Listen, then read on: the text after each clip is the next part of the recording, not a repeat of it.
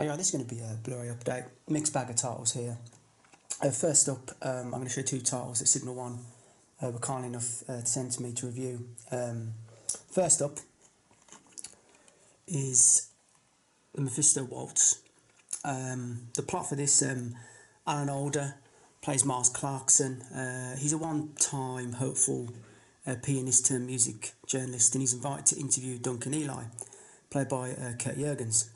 He's a terminally ill famed maestro and who perks up when he observes that Miles' hands are perfectly suited to piano playing.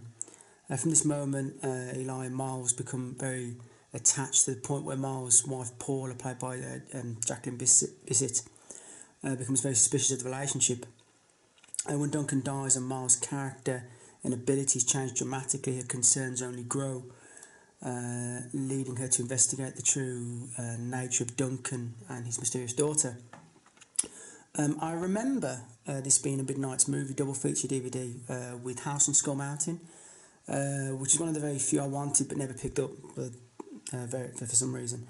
So this is my first time seeing it, and it's a really great little film. It's very much in the vein of Rosemary's Baby, and its ideas of the dark arts being secretly practiced by elite circles, with a touch of a Faustian pact in the vein of Paganini thrown into the mix. It also benefits from that sort of inimitable atmosphere found in the early 70s horror films, and some pretty creepy moments in this, particularly the nightmare sequences and scenes involving ritualistic elements. It also has a fantastic, very effective score from the great Jerry Goldsmith, prefiguring his work on The Omen a few years later. It's without question a flawed film in several aspects. I thought the ending could have been better, and the dark secret element is just way too obvious to create any sort of real suspense. But it's a very compelling film, and if you enjoy late 60s, early 70s films involving Satanism and black magic, Rosemary's Baby, Race of the Devil, Brotherhood of Satan and so forth, I would certainly recommend this one. The transfer, bearing in mind that the image will always look quite soft due to the photography techniques, the transfer looks very good, offering a natural presentation with some of the more garish colours during indoor scenes, especially vivid. The US Kino release employs the same master, but seems to be slightly brighter, so my preference would be for the Signal One disc. As far as extras go, main extras and audio commentary with Nathaniel Thompson. He's the owner of Mondo Digital website, and Tim Greer, Thompson's co-author on the DVD Delirium series. Very good track, contains many interesting insights, including useful discussions of differences between the film and the source novel. There's also Dancing with the Devil, and Appreciation of the Mephisto Waltz, a 19-minute video essay by Michael McKenzie. If you've seen his extras on our various Jallo releases, you'll know what to expect here. He places the film in the context of the late 60s, early 70s horror, while highlighting some of the broader themes and more unique elements, including perhaps one of the most unusual responses to a family death you're ever likely to see in a film. When you see it, you'll know. I won't spoil it, but you'll definitely know once you've seen it. And there's also a gallery of promotional material and the trailer. So, good film, not without its flaws, but if you like 70s horror films, definitely worth checking out. So yeah, Mephisto Waltz. And second up, we have Stagecoach. A dangerous stagecoach journey to Cheyenne. A group of travellers, including the sheriff, drunken doctor, whiskey salesman, and the scheming banker, are forced to band together as they ride into the constant threat of Native American attacks. Complicating matters is the presence of a gunslinger outlaw, the Ringo Kid, who is seeking revenge against a family of outlaws upon arrival at the destination. Now, obviously, this film isn't in the same league as the John Ford original. It's too long. Some of the resting scenes could have been shortened significantly. And Alex Cord is absolutely awful as the Ringo Kid. Of course, he's never going to be John Wayne, but his performance is just so cringeworthy and unnatural. His slow draw just makes him sound idiotic rather than cool. I honestly have no idea what he was going for. On the commentary, they suggest Steve McQueen, but this is obviously absurd. That said, you know, it remains a thoroughly enjoyable film with a number of positives. The location is moved from Arizona to Colorado, and for some spectacularly lush landscape backdrops. Also, the film is very well shot, particularly the action set pieces.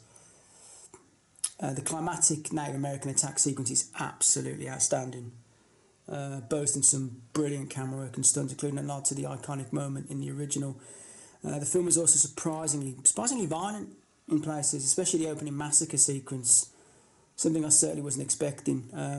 There's also the cast, which caught aside is very, very good. Memorable turns from Bing Crosby and the great Van Heflin, along with Slim Pickens as well, help lend a touch of Western authenticity to the picture.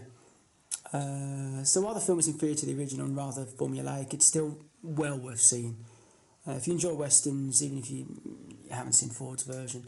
The transfer is uniformly excellent and really allowing you to appreciate the film's magnificent scenery and cinematography. And the US, this will likely be released by Twilight Time, eventually, since they've released it on DVD a few years back. So if you want it now and don't want to pay Twilight Time's prices, this release is definitely the one to go for. As far as extras go, the main extras and audio commentary Western historian C. Courtney Joyner and Henry Parker, the Western film editor for True West magazine. Among other things, they discuss the film's reputation, how it compares to the other version or versions of Stagecoach and the film's cast. It's a lively, informative commentary, you know, very good listen. There's also a promotional still gallery and a larger still gallery with many behind the scenes photos. So again, good film. Well, you know, never touched the original and you probably never could, but well worth seeing. Stagecoach. Now here's there's going to be a mixed bag of kind of stuff now. I'll show some DVDs off first. Bought this mainly because I love Robert Conrad. Love him, so cool. Well, favourite of mine. I'll no doubt watch Live a Little, See a Lot at some point, but I bought this for sudden death. Real nasty little revenge film. It's real nasty. Goes up against Les Stroud, not Les Stroud, what's his name? Don Stroud. Les Stroud on the run for some reason. Don Stroud is a treacherous assassin, he's great in it. Brutal ending, filmed on location in the Philippines. Some great violence, great, you know, when it kicks off it really does go. Don Stroud, man, feel sorry for him, you know. I don't know if you see him now, he lost an eye in an attack in New York in about 91. He tried to intervene, some kid was being mugged and he got really put in a bad way. So yeah, Conrad and Stroud and violence in the Philippines, very, very good, really good one, really enjoyed that. I picked up John Ford Western pack. I've seen most of these before. I bought it mainly for the Wagon Master. I've seen the other three. Schwarrier the Ribbon, got that. Shine Autumn, that's the Wagon Master. Three Godfathers, love all these films. Wagon Master I was particularly impressed with. The other three I've seen so many times before, you know, just Ford, he's the master. Incredible. I really want that to come out on Blu-ray, Three Godfathers. Yeah, brilliant. You know, my opinion of Ford, it's always been there. And I also bought this for a very good price. The Tyrone Power Collection. Lovely little slimline case in this one. What do we have? What have I? Blood and Sand. Captain from Castile, which I've seen. Such a shame they never made a sequel to that. I found that such a lavish one. Really, really enjoyed that. Prince of Foxes, which is outstanding. Orson Welles is unbelievable. Really, really good. What Borgia is he? I can't think of his name at the moment. Son of Fury, story of Benjamin Blake, and The Black Rose, which was a kind of a good laugh. It was a bit hokey in places. Yeah, but it's really, really good for the price as well. I really like Tyrone Power, and this was a really good one. Really good. I'm going to watch the rest of the films on that. Now, I'll go through a few Eureka titles. Hard Times, Bronson, Coburn, just can't go wrong. Classic film. Love Bronson, man, just so underrated. I think it's just weird. It's just Bronson, man. I can just sit back and just love his films. It's just never get another Bronson anymore. You just not that. You just tough guys like that just wouldn't be allowed, you know. And also one of my all-time favourites. It's just fantastic film. Jackie Chan and Drunken Master, just, oh God, just wonderful, man, you know. I've always said that, you know, Jackie never had the intensity of a Lee, but, you know, he was never going for that anyway. But, my God, as an athlete, and just incredible, and the humour, it's just, oh, it's just a, just great film. So I always love that about Jackie, you know, he's not afraid to get his, not just the stunts, but don't mind getting his ass kicked in a film. You know, that's what I like about it. You know, it's just, it's an absolute classic. Just, if you've never seen Drunken Master, give yourself a treat. It's such a shame it doesn't have the original 80s kind of dub track, because that, I'm so sure I saw that back in the day, years and years ago. The one they've got on now, it's alright, but it's not as funny as the one in the 80s. My God, that was hilarious. Another real favourite of mine. I'll show this first. I picked up Epic Stories of Faith triple feature. At the Bible in the beginning, I bought this for Easter. Greatest stories ever told in the Robe. The Robe. It's in the middle. I haven't seen both of these in a long, long time. Max on That was great. The Robe is a brilliant film. I absolutely love it. It's one of my real favourites. Really, just it's a really great film. I think Burton. Over one scene, he kind of slight bit of overacting. He's great. I love Victor Mature. Jay Robinson does a great turn as Caligula in this. Richard Boone almost, you know, it's really, when I watch this again, I completely forgot Richard Boone. Just Punches Pilot, I completely forgot. But yeah, I love The Robe, it's a great one. Oh, for some reason, oh no, okay. Right, I've got Go Tell the Spartans, Burt Lancaster. Almost a good, I'm trying to think, is it Firebase Gloria? You can watch that as a kind of a double feature. Is it Firebase Gloria I'm thinking of? I think so, the other Vietnam one film I love, the one with Wings Hauser. This one's obviously a lot more kind of serious. I don't think it's Firebase Gloria. I'll remember the name in a minute. Defending a base against overwhelming odds in Vietnam. Bert's great. Great little one. Great little film. Really, really like this. I'm going to rewatch this. I haven't seen this in a while, but I do like that film. It's very good. We have a few Twilight Times now. Exodus, early sort of creation of State of Israel, Paul Newman. We've got the sequel to The Robe, Demetrius and the Gladiators. It's a good one. Of course, look, it's not the original. You know, it's not going to be The Robe. But again, Victor Mature, there's a great turn as Demetrius, who becomes a gladiator and kind of finds his faith again. Jay Robinson again is the turn as a Caligula. Yeah, it's good. It's well. Who plays the lead gladiator in this? I'm trying to remember his name. He was good. Oh, I can't think of his name. Oh, Jesus. He's at 300 Spartans. I can't think of his name. He's very good. Richard someone. Can't think of his name. But yeah, Demetrius and the Gladiators. I picked that one up cheap. Now I'm gonna rewatch this because I remember I'm a big fan of Peckinpah, but I was never a real fan of this. This film really went mental. I like the beginning. James Caan, who's just one of my all-time favourite actors. You know, you got Bo Hopkins and Duvall. It's weird. It sounds great. You know, mixing kind of the mad martial arts, but it's almost like Peckinpah. Like it was just. I can't imagine looking through the lens at some of this and enjoying it. Again, I enjoyed like the first kind of half hour, and then it kind of went down the tube. But you know, I'm going to rewatch it. I always give a film like a rewatch, you know, to be fair with it. Alexander the Great, Richard Burton, I think he does a great job as Alexander. I like the Oliver Stone one in places. I love the battle scenes in the Oliver Stone one. Again, this film gets it more, the relationship with the father of Philip. I mean, Christ, Val Kilmer's, oh God. I mean, some of the casting in it is just beyond belief. But in this one, you know, he's a great turn as Alexander.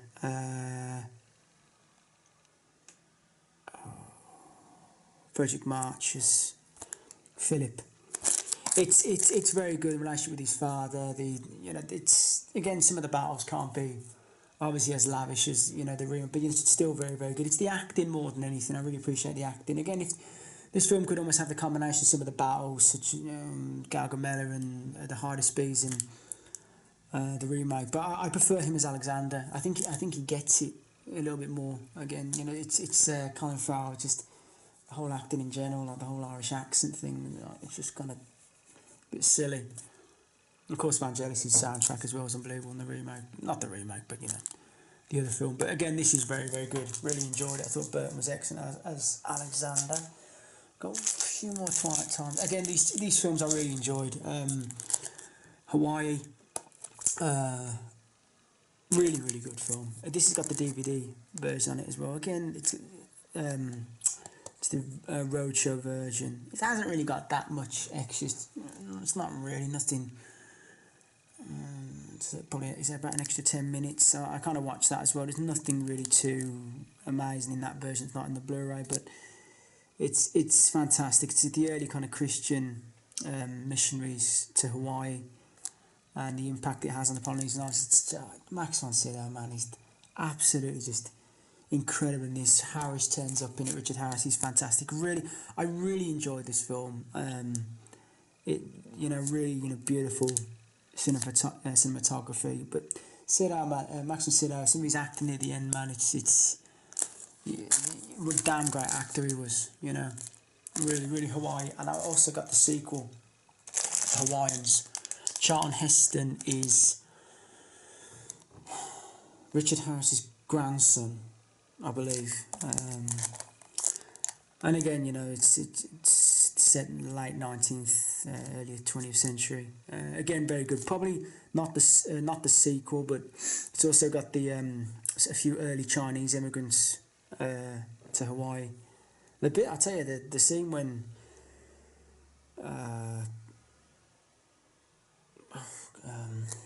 what was it again?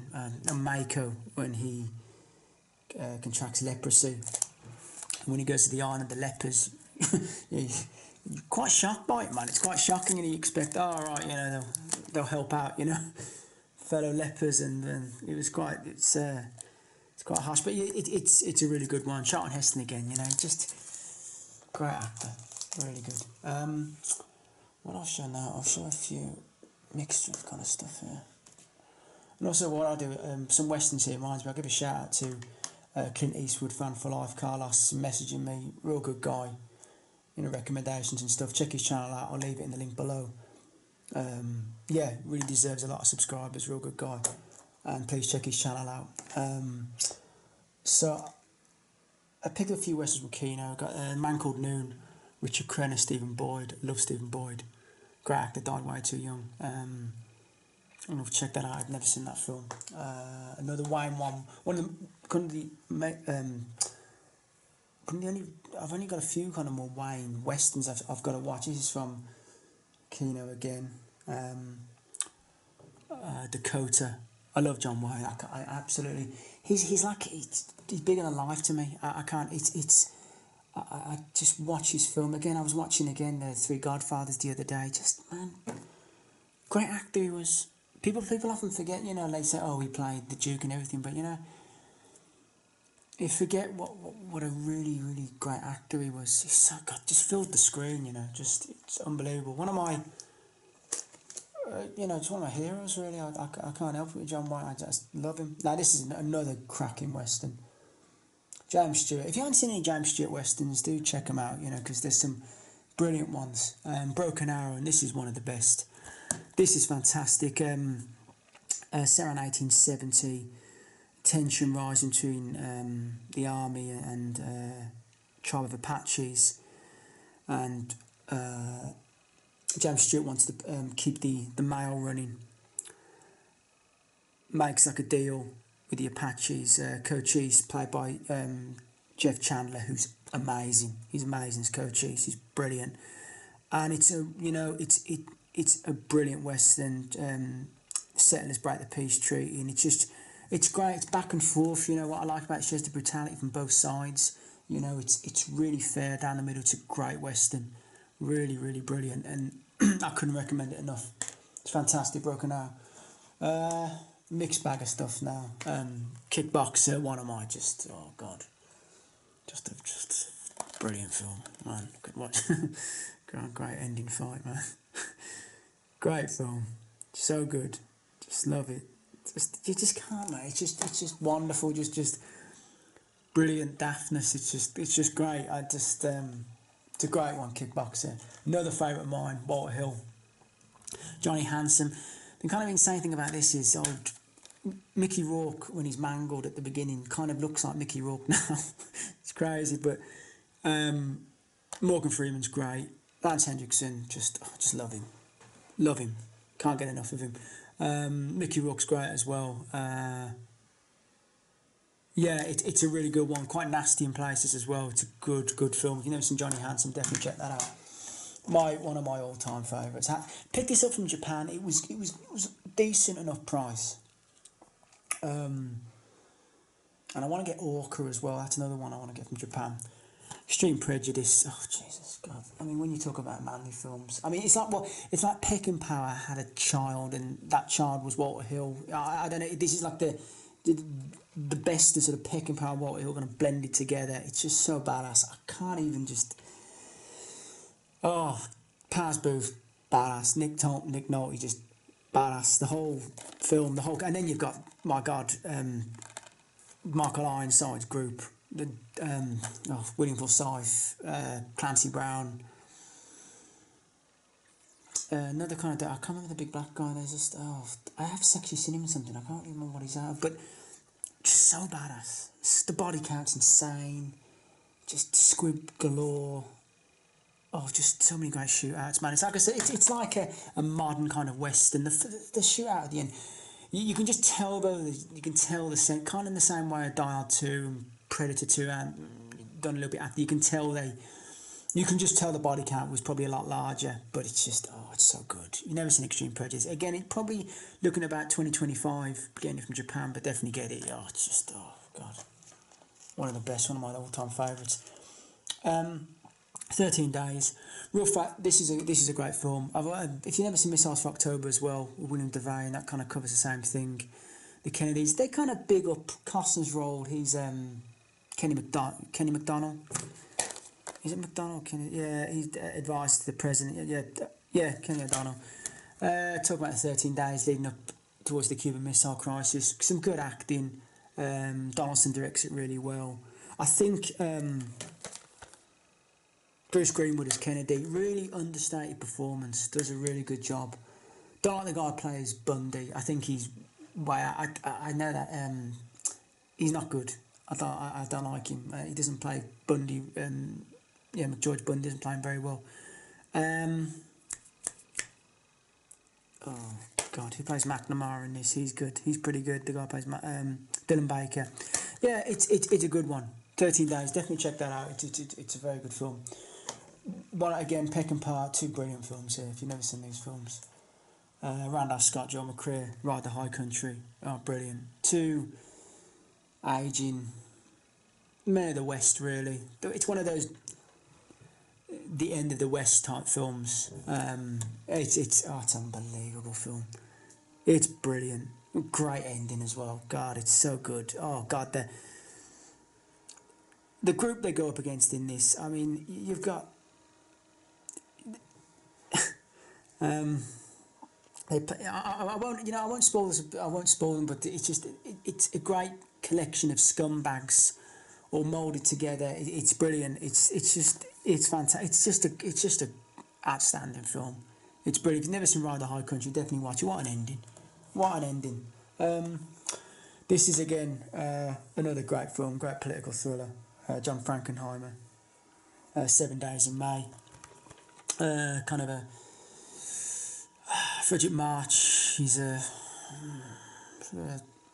pacifist type president, and Kirk Douglas intercepts a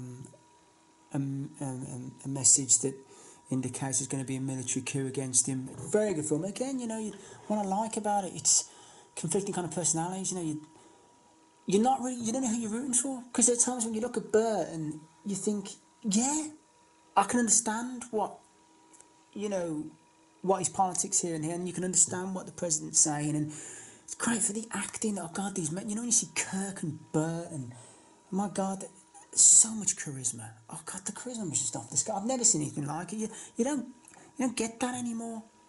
You just don't get it. It's a really, really brilliant film. Edmund O'Brien as well is good in it. Martin Balsam. It's a real good one. Definitely check that out. 7 Days of May. Now, excuse me for sneezing there. I got these for just under £100. There was a sale on a Canadian site. I'll give most of everything's kind of gone now because they were 50% off, and I moved in a lot of the stuff. And again, getting all these for around like £9 is a bargain. Really, I mean, when you see what I got, I got a decent haul. First up, Grindhouse release of Argent, but I was so happy it came with this as well. I thought I was just going to get, the standard, this. But again, a film I've never seen Argent Your Blood, but I'm so really happy to get this for such a good price. Grindhouse really releasing some. I love their releases, really do. And yeah, I'm really happy with that. Then I picked up just a massive bundle of stuff. I got Cat's Eye, which we all know, remember it mainly for the story with the little troll thing and the cat. That's a great story. That's really good. I just love it. Really, I like James Woods a lot. Picked up a couple of Screams as well. The Legacy. I like this one. It's a good one. Yeah, I need to kind of watch this again. It's been a while since I've watched it. Who's that? Jimmy Sangster. Yeah, story by now. I know he did. I'm sure he did a lot. I'm sure he did 1 or 2 stories for Amicus and many Amicus. I'm sure he did. The double features, Cellar Dweller and the Catacombs. I actually, you know what? I probably enjoyed the Catacombs more than Cellar Dweller. Cellar Dweller, apart from the beginning and the design of the creature, it's a little bit hokey and kind of not as entertaining. But the Catacombs I really enjoyed. I had that on the DVD 4-pack. I got the Outing. Is it okay? The Lamp and Godsend. And the Outing I didn't like, but the Godsend I do like. Again, one of those demonic child type flicks, which they always interest me. For some, I always like the whole, the diabolical child kind of thing. Double feature. Picked up I Escape from Devil's Island with Jim Brown and Final Option. I'll definitely be watching that. The SAS with I've never seen it, which is kind of surprising. I like Lewis Collins a lot. Now the Devil Island one I did watch. Now it's weird. It has a great beginning, quite brutal. Again, if you're you don't want to see kind of, well, it's not really animal cruelty, but you do see a pig being, I think, getting its throat cut at the beginning. So again, maybe keep your finger on the fast forward button when you're watching that. Again, it's a real one. It's not bad. Quite a brutal scene when one of the raft kind of separates and the guy gets eaten by a shark. But it's when they leave the island, it goes to hell. The ending is just absurd, but not in a good way. You're like, what the fuck was that ending? But again, you got Jim Brown. It was all right. Another double feature, which I've been wanting to check these out for a while. Grey Eagle and Winterhawk. I sold the media book of my Death Wish 2 and I picked this up again. Death Wish 2. Again, I love all the Death Wishes. Easily the most. It's probably the last stand of badass Bronson before he began to turn to more Grandad Bronson after this. Still a badass in his own way, but this was kind of the last stand of classic looking Bronson. And it's easily the most nasty of the Death Wishes. I think I'm pretty fair to say that. The nasty one. I love it. 7% Solution with Alan Arkin, Robert Devine, Nicole Williams. Kind of a weird take on Sherlock Holmes mythos. So yeah, I'll looking forward to watching that. Picked up A Shadow with Alec Baldwin. I always enjoyed that. I saw that years ago as a kid. I did enjoy that. Another one with Alec Baldwin, Miami Blues. I mean, the price I got this for this, I got loads of them. They're just practically throwing them out. Mickey Rourke double feature, Desperate Hours, which isn't. That's all right. Kind of. Two kind of criminals subject this family to kind of various hostage taking of Anthony Hopkins, and the pub of Greenwich Village which I've never seen, and I do want to see that. I hear a lot of good things about it. One of my all-time, another Mickey Rourke one of my all-time favourites. Harley Davidson, the Marlboro Man. Wrestling fans will probably notice Big John Studd getting absolutely just blown to blown to bits in this. Around about 89. Was this 89 or 88? It would make sense 89. Oh no, it's 91 actually. That's kind of surprising because I thought it was around about 89, 90 when Big John Studd was coming back. But yeah, this is just a classic, great early 90s action. This is. I remember I used to speak to Van Spalding 069. Didn't see him that much on anymore. I hope he's all right. But saying like I used to talk to him about this film, Bad Influence with Rob Lowe and James Spader. What the great thing about this film is because James Spader can easily play such like a perverted, demonic sort of bastard. These roles could have been swapped. That's what's great about it. It's like James Spader kind of just, normal kind of guy. Rob Lowe enters his life and just turns it upside down. The scene involving the videotape in this, I almost had a pillow over my face. I was like, I can't watch it for the embarrassment. It was just, it's brilliant. It's a great film. I love Bad Influence. I'm looking forward to watching that again. It's a great one. No Way Out. Kevin Costner, Gene Hackman. I've never seen this film fully, but again, it's kind of a political thriller. Yeah, I watch that. I always like the Hackman. Costner's always good for a laugh. I can't like Costner. And then the last three, these two are kind of, I like these two. 2 Minute Warning, Sniper in a football stadium, wiping people out. It's a good one. Heston and Cassavetes. Cassavetes just really calls it in. You can tell he hardly wants to be in this night. That's a good one. And Roller Coaster, again, a film I've never seen. The beginning of it alone is worth watching. Some brilliant dummy action. Great set piece at the beginning.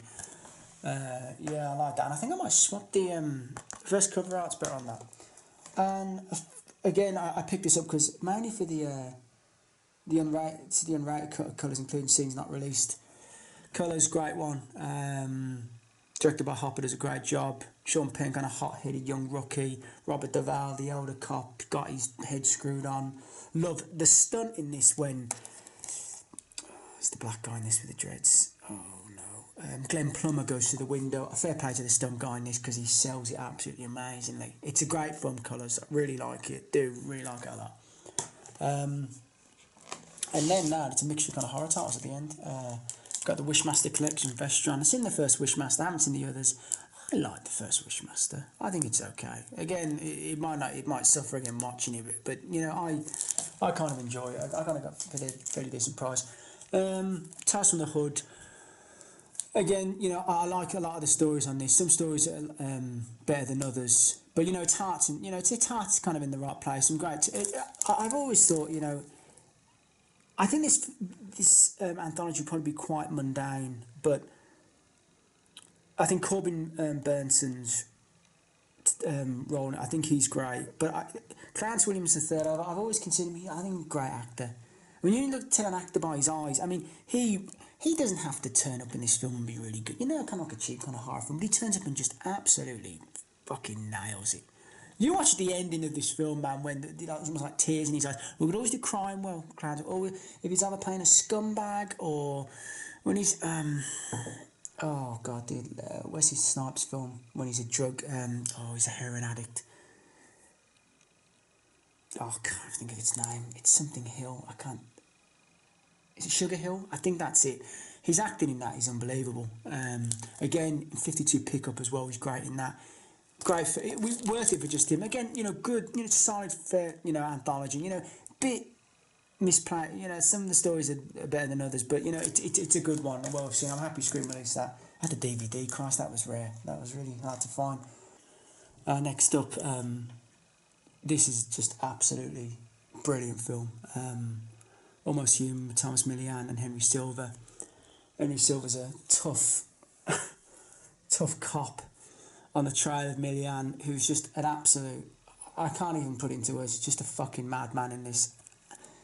There's literally no one he meets that he doesn't fancy murdering, slaughters a whole family, including the kid. Anyone who comes in his path, he just murders. Lindsay does a great job with this. Just a nasty, nasty film. but in a very entertaining way, it has to be said. Silver, again, I absolutely love him. Don't get bored of him. Millian, just, oh, Christ almighty, Jesus. Seeing in this, just so many scenes of slaughter. I just can't even. It's great. It's just, look, you know when it, it's my first Shamus title as well, and I had to get it. It's great. Takeshi Miike, Dead or Alive trilogy. Again, the first film, it ranks up there with one of the most bonkers, craziest, enjoyable films. The ending is just so wonderfully insane. It's just like, well, why can't more films like this? It's just insanity, but brilliant, organised insanity. It's fantastic. It's just brilliant. Coming to an end now. Some of these. Picked up Frank Henley's Brain Damage, a film. It's weird. I haven't seen this film in so long, and I remember little bits about it. Again, another film. When you just watch so many films, you think, I just don't remember Brain Damage. But I remember little bits. It comes to me, and it's just fair point. Arrow. Look, say what you like about them, but my God, when they go out of the release, they go all out. My God, the extras on it are just filled to the brim. No, what I really am happy with, I managed to pick this up for a very decent price. I picked this up for £20 because it came back in stock somewhere. I don't remember for the life of me, because it's been a long time since I picked this up.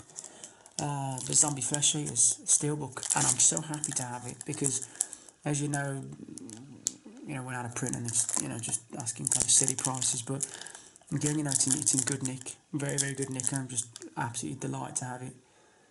Again, a film I've seen so many times, but again, we're seeing. I mean, look, we all know about the eye scene, and again, how incredible it is. And as far as Argento goes, God, again, this is a wonderful release. Phenomena. A real favourite of mine, Argento's. The soundtrack is just absolutely immense. Absolutely love it. We've got the 83-minute Creepers cut and the 110-minute International. 3 versions. 116-minute Italian. What a great end. I've got the end of this. Christ. That's 15 minutes or so. Beautifully shot as well. It's a fantastic film. Really love it. I can't wait. Synapse, once you get their fucking asses in gear and get Suspiria out, hopefully, I imagine it's going to be October time, but, Phenomena. Brilliant. And last but not least, out the show. I know everyone's got this, but, what the hell, I'll show this. I ain't going to go in depth, I'll just show around it. Got the Phantasm. Again, look how big this is. No, you know what? It's not too big. It's probably just with the way I got the camera, but nice little size. Not the Anchor Bay one. I still think though the Anchor Bay release, the sphere in that was bigger. But again, look, Phantasm. The first Phantasm is just, I love that film. I love it so much. Second one, very good. Third one, yeah, not so good. For some reason, I did kind of enjoy it because it shows 1 or 2 deleted scenes from the first film with a tall man hanging. Again, Angus Scream is amazing. The fifth one, no chance. I can't watch that. I just know I hate it. So this is it's no point in me watching it. Again, filled with some Doc Ayres as tribute to Angus Scream, great actor. My long time friend and collaborator, Kristen Dean. Yeah, just filled to the brim. And, the first one is such a great film. It's really good. A great ending. It's great. Again, comes, it's nice. It's just nice and compact. Anyone, you've never seen Phantasm, you definitely give it a watch. It's, great. I'm sure everyone has, Again, third one, not so good. And most of the fourth one, to be honest. But, definitely 1 and 2. And I'm so happy it's got released. It's fantastic. An hour release and just knocking them out the park, man. So good. So, yeah, that's the end of the update. Please check out Clint Eastwood Fan for Life. Carlos, good guy. Check out his update, sub his channel. And I'll be back with another update. And thank you for Signal 1 for the titles. And, again, any questions about certain releases, just ask. Sorry it takes time to get back to questions. It's not intentional. I do apologise. I'll be back with another update probably a month, 6 weeks or so. So cheers.